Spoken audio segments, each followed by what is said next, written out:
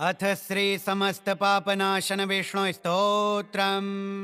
पुष्कर उवाच परदार परद्रव्य जीवहिंसादिके यदा प्रवर्तते नृणां चित्तं प्रायश्चित्तं स्तुतिस्तदा विष्णवे विष्णवे नित्यं विष्णवे विष्णवे नमः। नमामि विष्णुं चित्तस्थम् अहङ्कारगतिं हरिं चित्तस्थमीशमव्यक्तम् अनन्तमपराजितं विष्णुमीड्यमशेषेण अनादिनिधनं विभुं विष्णुश्चित्तगतो यन्मे विष्णुर्बुद्धिगतश्च यच्चाहङ्कारगो विष्णुर्यद्विष्णुर्मयि संस्थितः करोति कर्मभूतोऽसौ स्थावरस्य चरस्य च तत्पापन्नाशमायातो तस्मिन्नेव हि चिन्तिते ध्यातो हरति यत्पापं स्वप्ने दृष्टस्तु भावनात् तमुपेन्द्रमहं विष्णुं प्रणतार्तिहरं हरिं जगत्यस्मिन्निराधारे मज्जमाने तमस्यधः हस्तावलम्बनं विष्णुं प्रणमामि परात्परं सर्वेश्वरेश्वर विभो परमात्मन्नधोक्षज हृषीकेश हृषीकेश हृषीकेश नमोऽस्तु ते नृसिंहानन्त गोविन्द भूतभावन केशव दुरुक्तं दुष्कृतं ध्यातं शमयाघन्नमोऽस्तु ते यन्मया चिन्तितं दुष्टं स्वचित्तवशवर्तिना अकार्यमहदत्युग्रन् तच्छमन्नय केशव ब्रह्मण्यदेव गोविन्द परमार्थपरायण जगन्नाथ जगद्ध्यातः पापं प्रशमयाच्युत यथा परहन्ने सायहन्ने मध्याह्ने च तथा निशि कायेन मनसा वाचा कृतं पापमजानता जानता च हृषीकेश पुण्डरीकाक्षमाधव नामत्रयोच्चारणतः स्वप्ने यातु मम क्षयं शरीरं मे हृषीकेश पुण्डरीकाक्षमाधव पापं प्रशमयाद्यत्वं वाक्कृतं मम माधव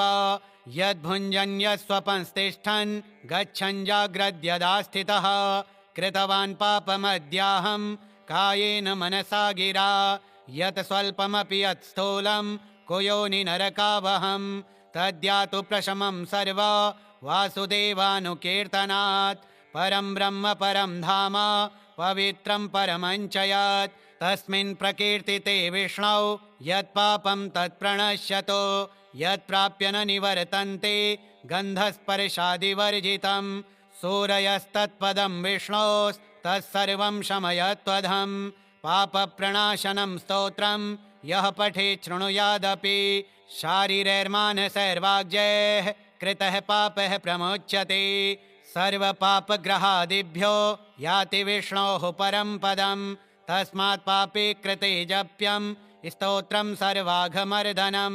प्रायश्चित्तमघौघानां स्तोत्रं व्रतकृते वरं प्रायश्चित्तः स्तोत्रजपैर्व्रतैर्नश्यति पातकं ततः कार्याणि संसिद्ध्यै तानि वै भोक्तिमोक्तये। पुष्कर उवाच परदार परद्रव्य जीवहिंसादिके यदा प्रवर्तते नृणां चित्तं प्रायश्चित्तं स्तुतिस्तदा विष्णवे विष्णवे नित्यं विष्णवे विष्णवे नमः। नमामि विष्णुं चित्तस्थम् अहङ्कारगतिं हरिं चित्तस्थमीशमव्यक्तम् अनन्तमपराजितं विष्णुमीड्यमशेषेण अनादिनिधनं विभुं विष्णुश्चित्तगतो यन्मे विष्णुर्बुद्धिगतश्च यच्चाहङ्कारगो विष्णुर्यद्विष्णुर्मयि संस्थितः करोति कर्मभूतोऽसौ स्थावरस्य चरस्य च तत्पापन्नाशमायातो तस्मिन्नेव हि चिन्तिते ध्यातो हरति यत्पापं स्वप्ने दृष्टस्तु भावनात् तमुपेन्द्रमहं विष्णुं प्रणतार्तिहरं हरिं जगत्यस्मिन्निराधारे मज्जमाने तमस्यधः हस्तावलम्बनं विष्णुं प्रणमामि परात्परं सर्वेश्वरेश्वर विभो परमात्मन्नधोक्षज हृषीकेश हृषीकेश हृषीकेश नमोऽस्तु ते नृसिंहानन्त गोविन्द भूतभावन केशव दुरुक्तं दुष्कृतं ध्यातं शमयाघन्नमोऽस्तु ते।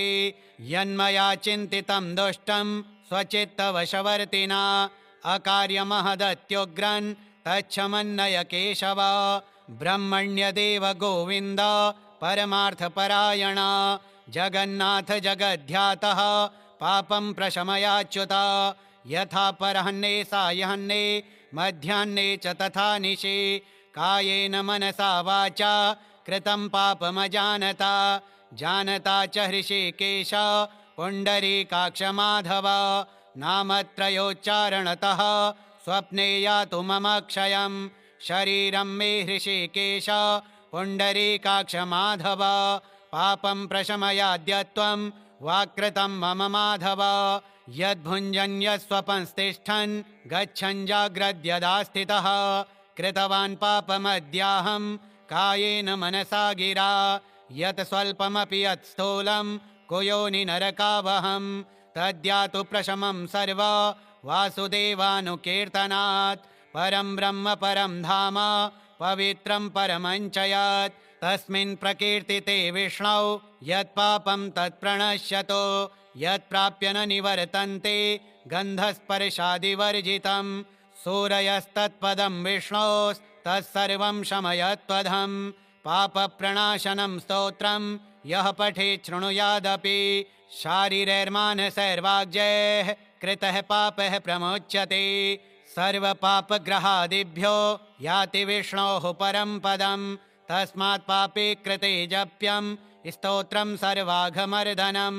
प्रायश्चित्तमघौघानां स्तोत्रं व्रतकृते वरं प्रायश्चित्तः स्तोत्रजपैर्व्रतैर्नश्यति पातकं। ततः कार्याणि संसिद्ध्यै तानि वै भोक्तिमोक्तये। पुष्कर उवाच परदारपरद्रव्य जीवहिंसादिके यदा प्रवर्तते नृणां चित्तं प्रायश्चित्तं स्तुतिस्तदा। विष्णवे विष्णवे नित्यं विष्णवे विष्णवे नमः।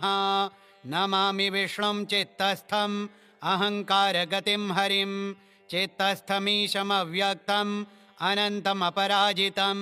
विष्णुमीड्यमशेषेण अनादिनिधनं विभुं विष्णुश्चित्तगतो यन्मे विष्णुर्बुद्धिगतश्च यत् यच्चाहङ्कारगो विष्णुर्यद्विष्णुर्मयि संस्थितः करोति कर्मभूतोऽसौ स्थावरस्य चरस्य च तत्पापन्नाशमायातो तस्मिन्नेव हि चिन्तिते। ध्यातो हरति यत्पापं स्वप्ने दृष्टस्तु भावनात् तमुपेन्द्रमहं विष्णुं प्रणतार्तिहरं हरिं। जगत्यस्मिन्निराधारे मज्जमाने तमस्यधः हस्तावलम्बनं विष्णुं प्रणमामि परात्परं। सर्वेश्वरेश्वर विभो परमात्मन्नधोक्षज हृषीकेश हृषीकेश हृषीकेश नमोऽस्तु ते। नृसिंहानन्द गोविन्द भूतभावन केशव दुरुक्तं दुष्कृतं ध्यातं शमयाघन्नमोऽस्तु ते। यन्मया चिन्तितं दुष्टं स्वचित्तवशवर्तिना अकार्यमहदत्युग्रन् तच्छमन्नय केशव। ब्रह्मण्यदेव गोविन्द परमार्थपरायण जगन्नाथ जगद्ध्यातः पापं प्रशमयाच्युत। यथा परहन्ने सायहन्ने मध्याह्ने च तथा निशि कायेन मनसा वाचा कृतं पापमजानता जानता च हृषीकेश पुण्डरीकाक्षमाधव। नामत्रयोच्चारणतः स्वप्ने यातु मम क्षयं शरीरं मे हृषीकेश पुण्डरीकाक्षमाधव। पापं प्रशमयाद्यत्वं वाक्कृतं मम माधव। यद्भुञ्जन्यस्वपंस्तिष्ठन् गच्छन् जाग्रद्यदास्थितः कृतवान् पापमद्याहं कायेन मनसा गिरा।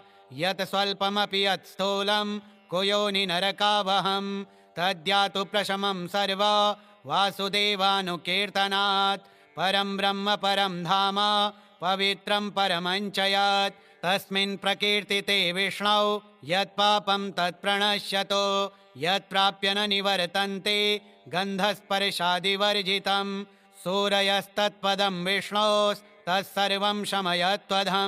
पापप्रणाशनं स्तोत्रं यः पठेत् शृणुयादपि शारीरैर्मानसैर्वाग्जैः कृतः पापः प्रमुच्यते सर्वपापग्रहादिभ्यो याति विष्णोः परं पदं तस्मात् पापे कृते जप्यं स्तोत्रं सर्वाघमर्दनं प्रायश्चित्तमघौघानां स्तोत्रं व्रतकृते वरं प्रायश्चित्तः स्तोत्रजपैर्व्रतैर्नश्यति पातकं ततः कार्याणि संसिद्ध्यै तानि वै भुक्तिमोक्तये। पुष्कर उवाच परदारपरद्रव्य जीवहिंसादिके यदा प्रवर्तते नृणां चित्तं प्रायश्चित्तं स्तुतिस्तदा विष्णवे विष्णवे नित्यं विष्णवे विष्णवे नमः नमामि विष्णुं चित्तस्थम् अहङ्कारगतिं हरिं चित्तस्थमीशमव्यक्तम् अनन्तमपराजितं विष्णुमीड्यमशेषेण अनादिनिधनं विभुं विष्णुश्चित्तगतो यन्मे विष्णुर्बुद्धिगतश्च यच्चाहङ्कारगो विष्णुर्यद्विष्णुर्मयि संस्थितः करोति कर्मभूतोऽसौ स्थावरस्य चरस्य च तत्पापन्नाशमायातो तस्मिन्नेव हि चिन्तिते ध्यातो हरति यत्पापं स्वप्ने दृष्टस्तु भावनात् तमुपेन्द्रमहं विष्णुं प्रणतार्तिहरं हरिं जगत्यस्मिन्निराधारे मज्जमाने तमस्यधः हस्तावलम्बनं विष्णुं प्रणमामि परात्परं सर्वेश्वरेश्वर विभो परमात्मन्नधोक्षज हृषीकेश हृषीकेश हृषीकेश नमोऽस्तु ते नृसिंहानन्त गोविन्द भूतभावन केशव दुरुक्तं दुष्कृतं ध्यातं शमयाघन्नमोऽस्तु ते यन्मया चिन्तितं दुष्टं स्वचित्तवशवर्तिना अकार्यमहदत्युग्रन् तच्छमन्नय केशव ब्रह्मण्यदेव गोविन्द परमार्थपरायण जगन्नाथ जगद्ध्यातः पापं प्रशमयाच्युत यथा परहन्ने सायहन्ने मध्याह्ने च तथा निशि कायेन मनसा वाचा कृतं पापमजानता जानता च हृषीकेश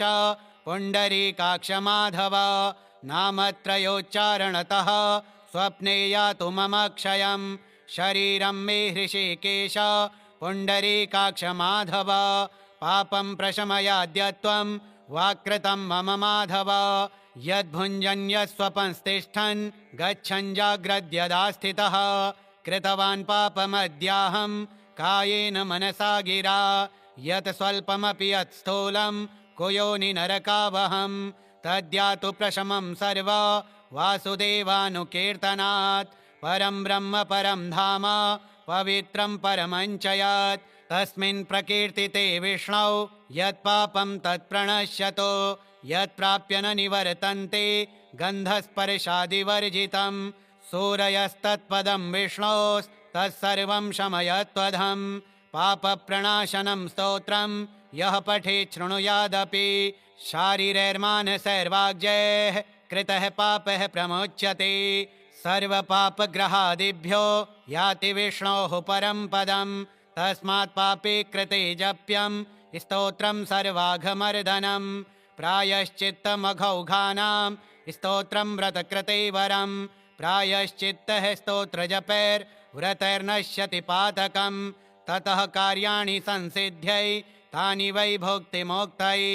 पुष्कर उवाच परदारपरद्रव्य जीवहिंसादिके यदा प्रवर्तते नृणां चित्तं प्रायश्चित्तं स्तुतिस्तदा विष्णवे विष्णवे नित्यं विष्णवे विष्णवे नमः नमामि विष्णुं चित्तस्थम् अहङ्कारगतिं हरिं चित्तस्थमीशमव्यक्तम् अनन्तमपराजितं विष्णुमीड्यमशेषेण अनादिनिधनं विभुं विष्णुश्चित्तगतो यन्मे विष्णुर्बुद्धिगतश्च यच्चाहङ्कारगो विष्णुर्यद्विष्णुर्मयि संस्थितः करोति कर्मभूतोऽसौ स्थावरस्य चरस्य च तत्पापन्नाशमायातो तस्मिन्नेव हि चिन्तिते ध्यातो हरति यत्पापं स्वप्ने दृष्टस्तु भावनात् तमुपेन्द्रमहं विष्णुं प्रणतार्तिहरं हरिं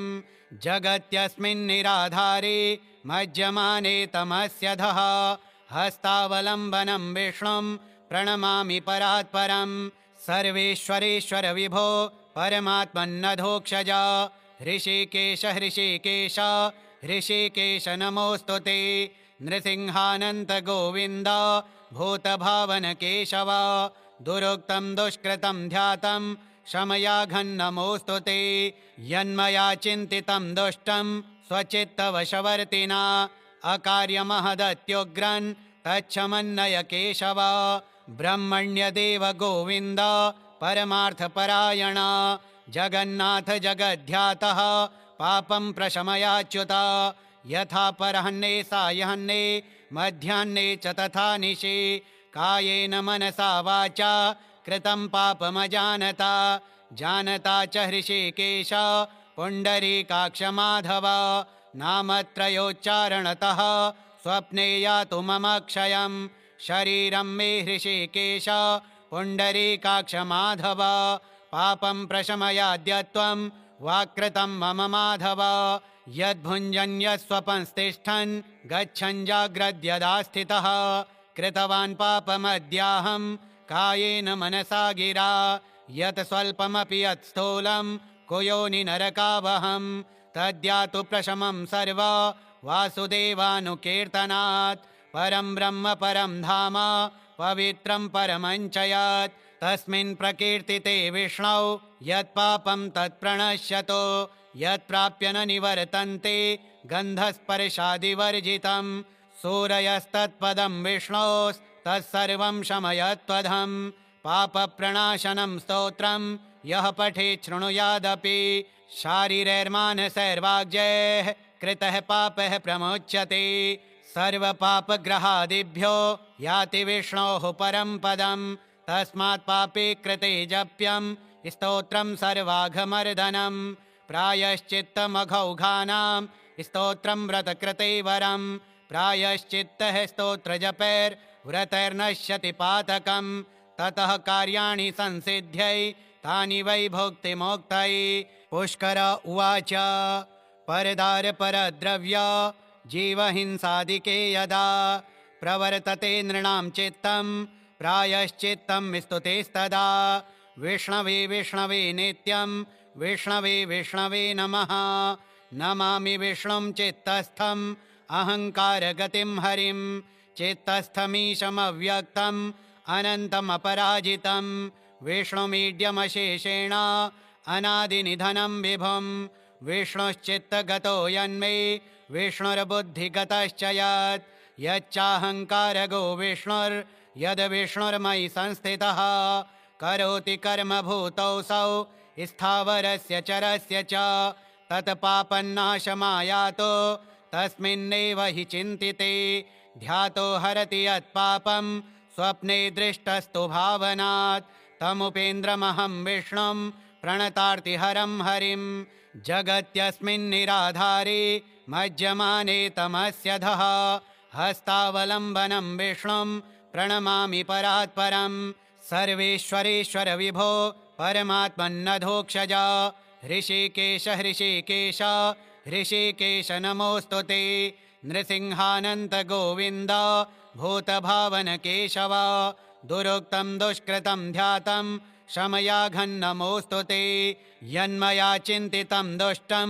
स्वचित्तवशवर्तिना अकार्यमहदत्युग्रन् तच्छमन्नय केशव ब्रह्मण्यदेव गोविन्द परमार्थपरायण जगन्नाथ जगद्ध्यातः पापं प्रशमयाच्युत यथा परहन्ने सायहन्ने मध्याह्ने च तथा निशि कायेन मनसा वाचा कृतं पापमजानता जानता च हृषिकेश पुण्डरीकाक्षमाधव नामत्रयोच्चारणतः स्वप्ने यातु मम क्षयं शरीरं मे हृषिकेश पुण्डरीकाक्षमाधव पापं प्रशमयाद्यत्वं वाक्कृतं मम माधव यद्भुञ्जन्यस्वपंस्तिष्ठन् गच्छन् जाग्रद्यदा स्थितः कृतवान् पापमद्याहं कायेन मनसा गिरा यत् स्वल्पमपि यत् स्थूलं कुयोनि नरकावहं तद्यातु प्रशमं सर्व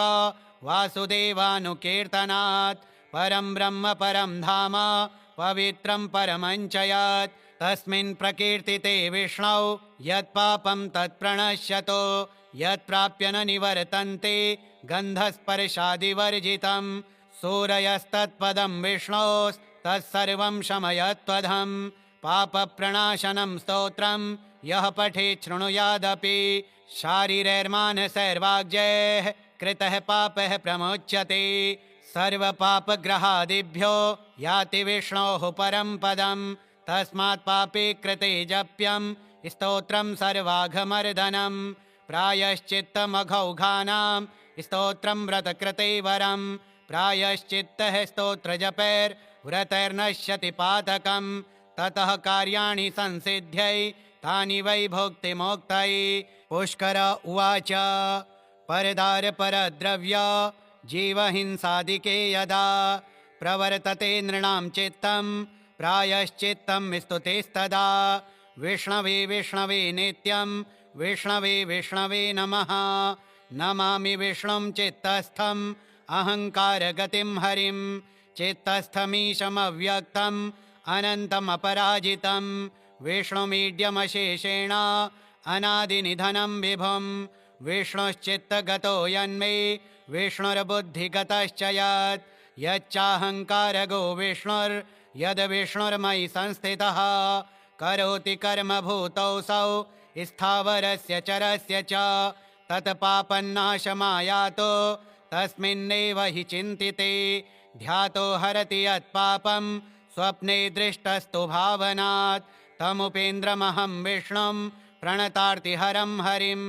जगत्यस्मिन्निराधारे मज्जमाने तमस्यधः हस्तावलम्बनं विष्णुं प्रणमामि परात्परं सर्वेश्वरेश्वर विभो परमात्मन्नधोक्षज हृषीकेश हृषीकेश हृषीकेश नमोऽस्तु ते नृसिंहानन्त गोविन्द भूतभावन केशव दुरुक्तं दुष्कृतं ध्यातं शमयाघन्नमोऽस्तु ते यन्मया चिन्तितं दुष्टं स्वचित्तवशवर्तिना अकार्यमहदत्युग्रन् तच्छमन्नय केशव ब्रह्मण्यदेव गोविन्द परमार्थपरायण जगन्नाथ जगद्ध्यातः पापं प्रशमयाच्युत यथा परहन्ने सायहन्ने मध्याह्ने च तथा निशि कायेन मनसा वाचा कृतं पापमजानता जानता च हृषीकेश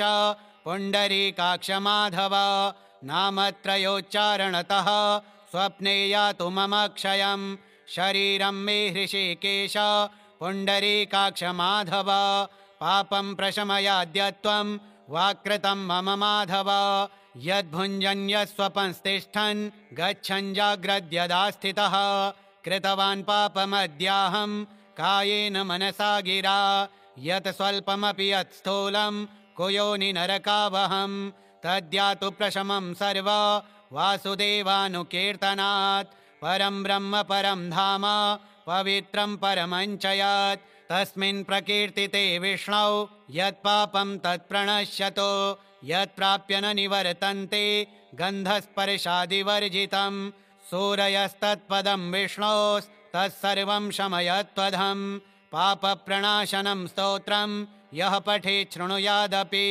शारीरैर्मानसैर्वाग्यैः कृतः पापः प्रमुच्यते सर्वपापग्रहादिभ्यो याति विष्णोः परं पदं तस्मात् पापे कृते जप्यं स्तोत्रं सर्वाघमर्दनं प्रायश्चित्तमघौघानां स्तोत्रं व्रतकृते वरं प्रायश्चित्तः स्तोत्रजपैर्व्रतैर्नश्यति पातकं ततः कार्याणि संसिद्ध्यै तानि वै भुक्तिमोक्तये। पुष्कर उवाच परदारपरद्रव्य जीवहिंसादिके यदा प्रवर्तते नृणां चित्तं प्रायश्चित्तं स्तुतिस्तदा विष्णवे विष्णवे नित्यं विष्णवे विष्णवे नमः नमामि विष्णुं चित्तस्थम् अहङ्कारगतिं हरिं चित्तस्थमीशमव्यक्तम् अनन्तमपराजितं विष्णुमीड्यमशेषेण अनादिनिधनं विभुं विष्णुश्चित्तगतो यन्मे विष्णुर्बुद्धिगतश्च यच्चाहङ्कारगो विष्णुर्यद्विष्णुर्मयि संस्थितः करोति कर्मभूतौ स्थावरस्य चरस्य च तत्पापन्नाशमायातो तस्मिन्नेव हि चिन्तिते ध्यातो हरति यत्पापं स्वप्ने दृष्टस्तु भावनात् तमुपेन्द्रमहं विष्णुं प्रणतार्तिहरं हरिं जगत्यस्मिन्निराधारे मज्जमाने तमस्यधः हस्तावलम्बनं विष्णुं प्रणमामि परात्परं सर्वेश्वरेश्वर विभो परमात्मन्नधोक्षज हृषीकेश हृषीकेश हृषीकेश नमोऽस्तु ते नृसिंहानन्त गोविन्द भूतभावन केशव दुरुक्तं दुष्कृतं ध्यातं शमयाघन्नमोऽस्तु ते यन्मया चिन्तितं दुष्टं स्वचित्तवशवर्तिना अकार्यमहदत्युग्रन् तच्छमन्नय केशव ब्रह्मण्यदेव गोविन्द परमार्थपरायण जगन्नाथ जगद्ध्यातः पापं प्रशमयाच्युत यथा परहन्ने सायहन्ने मध्याह्ने च तथा निशि कायेन मनसा वाचा कृतं पापमजानता जानता च हृषीकेश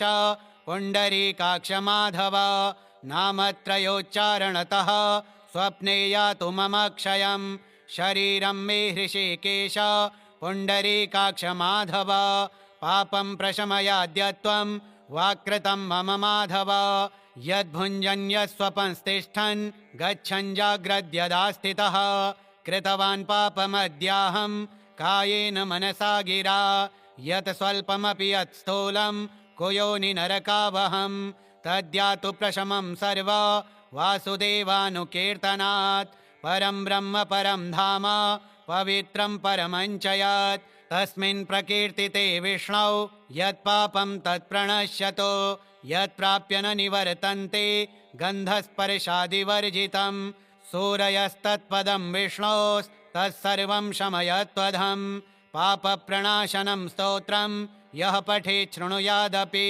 शारीरैर्मानसैर्वाग्जैः कृतः पापः प्रमुच्यते सर्वपापग्रहादिभ्यो याति विष्णोः परं पदं तस्मात् पापे कृते जप्यं स्तोत्रं सर्वाघमर्दनं प्रायश्चित्तमघौघानां स्तोत्रं व्रतकृते वरं प्रायश्चित्तः स्तोत्रजपैर्व्रतैर्नश्यति पातकं ततः कार्याणि संसिद्ध्यै तानि वै भोक्तिमोक्तये पुष्कर उवाच परदारपरद्रव्य जीवहिंसादिके यदा प्रवर्तते नृणां चित्तं प्रायश्चित्तं स्तुतेस्तदा विष्णवे विष्णवे नित्यं विष्णवे विष्णवे नमः नमामि विष्णुं चित्तस्थम् अहङ्कारगतिं हरिं चित्तस्थमीशमव्यक्तम् अनन्तमपराजितं विष्णुमीड्यमशेषेण अनादिनिधनं विभुं विष्णुश्चित्तगतो यन्मे विष्णुर्बुद्धिगतश्च यच्चाहङ्कारगो विष्णुर्यद्विष्णुर्मयि संस्थितः करोति कर्मभूतौ स्थावरस्य चरस्य च तत्पापन्नाशमायातो तस्मिन्नेव हि चिन्तिते ध्यातो हरति यत्पापं स्वप्ने दृष्टस्तु भावनात् तमुपेन्द्रमहं विष्णुं प्रणतार्तिहरं हरिं जगत्यस्मिन्निराधारे मज्जमाने तमस्यधः हस्तावलम्बनं विष्णुं प्रणमामि परात्परं सर्वेश्वरेश्वर विभो परमात्मन्नधोक्षज हृषीकेश हृषीकेश हृषीकेश नमोऽस्तु ते नृसिंहानन्त गोविन्द भूतभावन केशव दुरुक्तं दुष्कृतं ध्यातं शमयाघन्नमोऽस्तु ते यन्मया चिन्तितं दुष्टं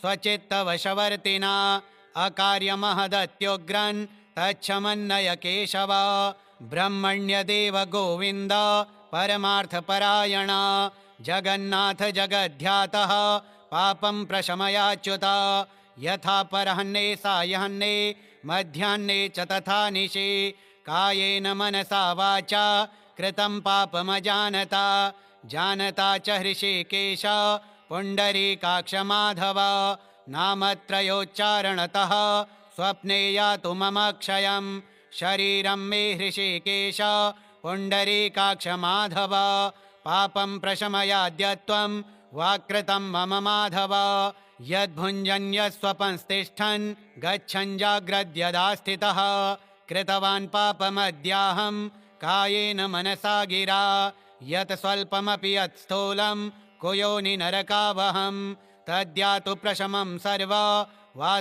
वासुदेवानुकीर्तनात् परं ब्रह्म परं धाम पवित्रं परमं च यत् तस्मिन् प्रकीर्तिते विष्णौ यत्पापं तत्प्रणश्यतो यत्प्राप्य न निवर्तन्ते गन्धस्पर्शादिवर्जितं सूरयस्तत्पदं विष्णोस्तत्सर्वं शमयत्वधं पापप्रणाशनं स्तोत्रं यः पठेत् शृणुयादपि शारीरैर्मानसैर्वाग्यैः कृतः पापः प्रमुच्यते सर्वपापग्रहादिभ्यो याति विष्णोः परं पदं तस्मात् पापे कृते जप्यं स्तोत्रं सर्वाघमर्दनं प्रायश्चित्तमघौघानां स्तोत्रं व्रतकृते वरं प्रायश्चित्तः स्तोत्रजपैर्व्रतैर्नश्यति पातकं ततः कार्याणि संसिद्ध्यै तानि वै भोक्तिमोक्तै पुष्कर उवाच परदारपरद्रव्य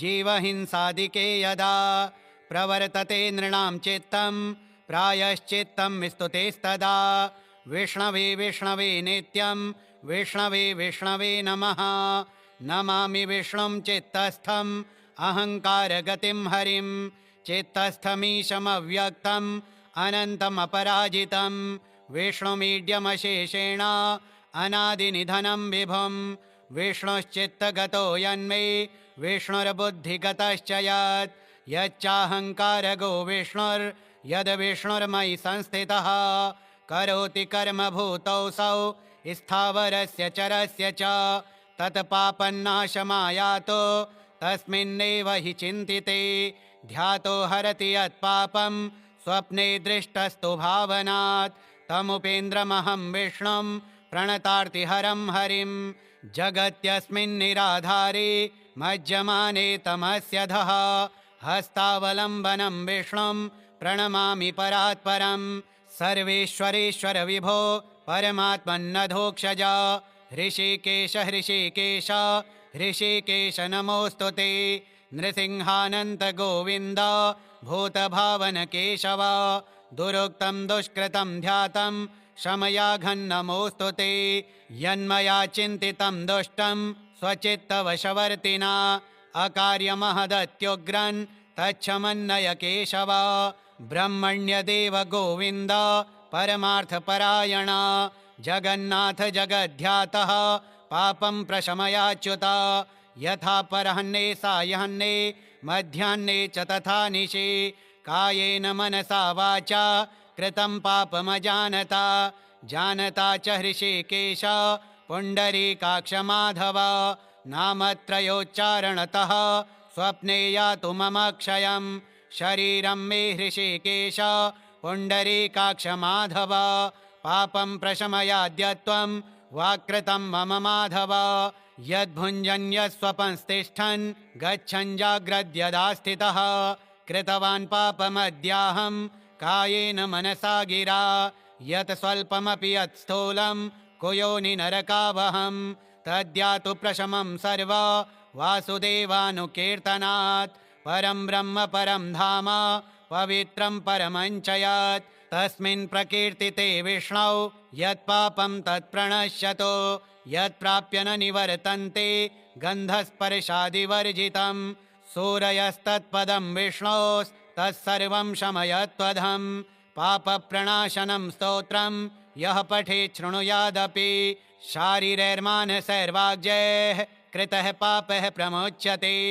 सर्वपापग्रहादिभ्यो याति विष्णोः परं पदं तस्मात् पापे कृते जप्यं स्तोत्रं सर्वाघमर्दनं प्रायश्चित्तमघौघानां स्तोत्रं व्रतकृते वरं प्रायश्चित्तः स्तोत्रजपैर्व्रतैर्नश्यति पातकं ततः कार्याणि संसिद्ध्यै तानि वै भोक्तिमोक्तये। पुष्कर उवाच परदारपरद्रव्य जीवहिंसादिके यदा प्रवर्तते नृणां चित्तं प्रायश्चित्तं स्तुतिस्तदा। विष्णवे विष्णवे नित्यं विष्णवे विष्णवे नमः। नमामि विष्णुं चित्तस्थम् अहङ्कारगतिं हरिं। चित्तस्थमीशमव्यक्तम् अनन्तमपराजितं विष्णुमीड्यमशेषेण अनादिनिधनं विभुं। विष्णुश्चित्तगतो यन्मे विष्णुर्बुद्धिगतश्च यत् यच्चाहङ्कारगो विष्णुर्यद्विष्णुर्मयि संस्थितः। करोति कर्म भूतौसौ स्थावरस्य चरस्य च तत्पापन्नाशमायातो तस्मिन्नेव हि चिन्तिते। ध्यातो हरति यत्पापं स्वप्ने दृष्टस्तु भावनात् तमुपेन्द्रमहं विष्णुं प्रणतार्तिहरं हरिं। जगत्यस्मिन्निराधारे मज्जमाने तमस्यधः हस्तावलम्बनं विष्णुं प्रणमामि परात्परं। सर्वेश्वरेश्वर विभो परमात्मन्नधोक्षजा। हृषीकेश हृषीकेश हृषीकेश नमोऽस्तु ते। नृसिंहानन्त गोविन्द भूतभावन केशव। दुरुक्तं दुष्कृतं ध्यातं शमयाघन्नमोऽस्तु ते। यन्मया चिन्तितं दुष्टं स्वचित्तवशवर्तिना अकार्यमहदत्युग्रन् तच्छमन्नय केशव। ब्रह्मण्यदेव गोविन्द परमार्थपरायण जगन्नाथ जगद्ध्यातः पापं प्रशमयाच्युत। यथा परहन्ने सायहन्ने मध्याह्ने च तथा निशि कायेन मनसा वाचा कृतं पापमजानता। जानता च हृषीकेश पुण्डरीकाक्षमाधव। नामत्रयोच्चारणतः स्वप्ने यातु मम क्षयं। शरीरं मे हृषीकेश पुण्डरीकाक्षमाधव। पापं प्रशमयाद्यत्वं वाक्कृतं मम माधव। यद्भुञ्जन्यस्वपंस्तिष्ठन् गच्छन् जाग्रद्यदा स्थितः। कृतवान् पापमद्याहं कायेन मनसा गिरा। यत् स्वल्पमपि यत् स्थूलं कुयोनि नरकावहं तद्यातु प्रशमं सर्व वासुदेवानुकीर्तनात्। परं ब्रह्म परं धाम पवित्रं परमञ्च यत् तस्मिन् प्रकीर्तिते विष्णौ यत्पापं तत्प्रणश्यतो। यत्प्राप्य न निवर्तन्ते गन्धस्पर्शादिवर्जितं। सूरयस्तत्पदं विष्णोस्तत्सर्वं शमयत्वधं। पापप्रणाशनं स्तोत्रं यः पठेत् शृणुयादपि शारीरैर्मानसैर्वाग्जैः कृतः पापः प्रमुच्यते। सर्वपापग्रहादिभ्यो याति विष्णोः परं पदं। तस्मात् पापे कृते जप्यं स्तोत्रं सर्वाघमर्दनं। प्रायश्चित्तमघौघानां स्तोत्रं व्रतकृते वरं। प्रायश्चित्तः स्तोत्रजपैर्व्रतैर्नश्यति पातकं। ततः कार्याणि संसिद्ध्यै तानि वै भोक्तिमोक्तये। इत्याग्नेये महापुराणे सर्वपापप्रायश्चित्त पापनाशन स्तोत्रम्।